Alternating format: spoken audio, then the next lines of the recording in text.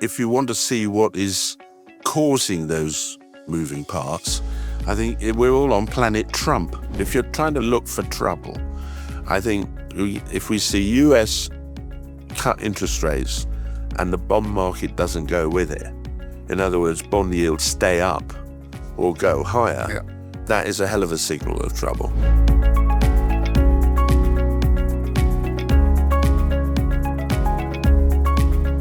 If you want to see what is causing those moving parts, I think we're all on planet Trump. So everything depends on Donald gets up in the morning, he says X about tariffs, he says Y, he doesn't like certain countries, and then 2 days later he rolls back.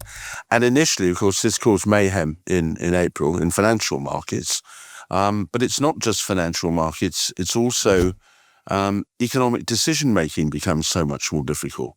And for everybody. Yeah, no, absolutely. And the markets recovered very quickly, but I think in the commercial world, things have stayed very on hold. And so you're right, there are a lot of moving parts. And I think when there are too many things that people can't quite judge what to read and what not to read in terms of the future, they don't do anything. And I think this is one of the reasons things are a bit slow. And obviously we tend to talk about the UK here, but they're slow in continental Europe. I'm not convinced by some of the figures in the United States. They're not quite as go-go. Employment data is very worrying for me. Yes. I mean, the one that is striking for me is the lack of any cut in government spending.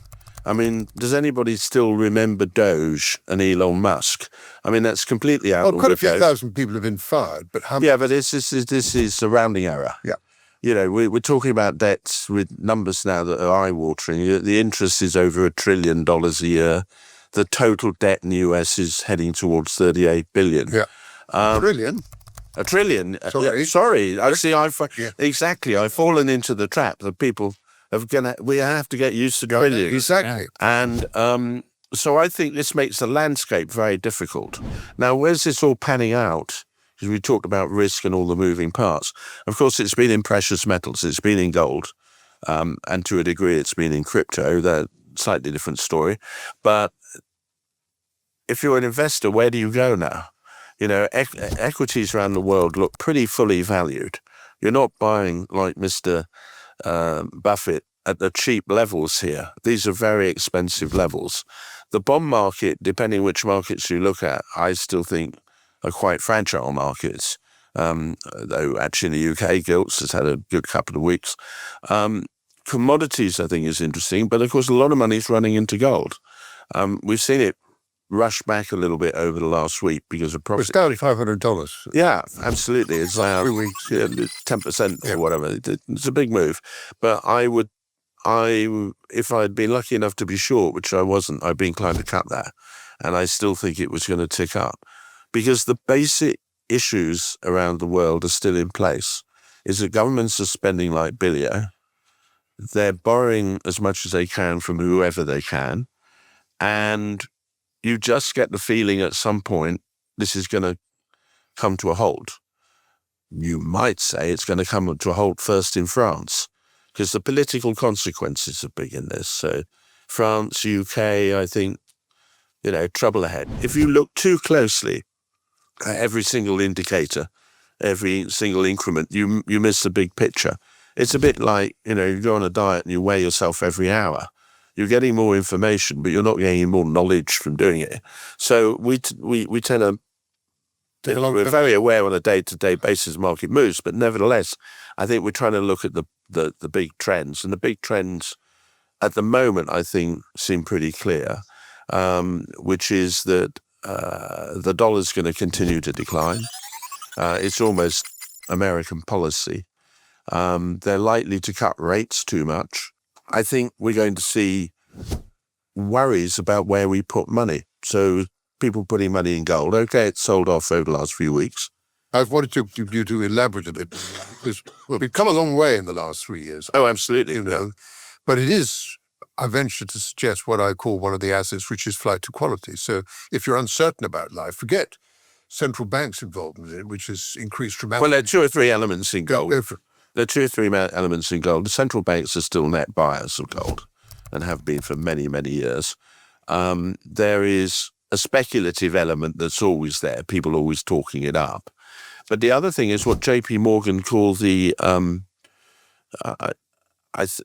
trying to think the correct phrase they used, but what they were alluding to was the fact that dollar assets and the dollar in general is going to be compressed.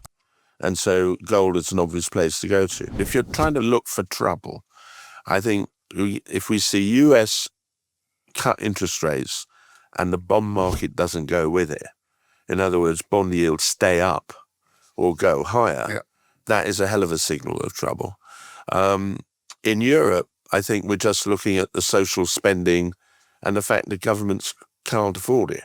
And in the background, slightly forgotten now, but Mr. Trump is banging the drum for defense spending of 5% in Europe. Yeah. It's not going to happen.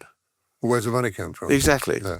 It's not going to happen. So you would possibly, after the incredible rally that defense stocks have had in the last 2 years, probably say that's enough? I feel a little bit like defense stocks, same way as with banks. The banks have had a very good run. And that slightly makes me nervous if we're going into a period of potentially recession and declines in the economy and commercial activity. And defense spending is completely political. So what happens if a Ukrainian deal is done very quickly and it seems to work? Turn out your bread. Exactly. But are you going to see the likes of the big producers like BAE and Rheinmetall and all these sort of guys keep, harvesting that government spending? I would think not. One of the things that's remarkable, and it's not just the UK, I think it's certainly very true in continental Europe as well, is politicians seem to have no idea of second-order effects. So take a really ancient history example of window tax. Oh, God. In Elizabethan times, even before David, Elizabeth, window tax, taxed on how many windows, people brick them up. And you can still see very old stately homes where they've got bricked up windows. People and markets react to those things around them. The idea that you can be in a command position and just instruct every moving part, going back to the start, to do what you want it to do is for the birds. We all react. We will all, try and change the way, depending on tax and all the rest.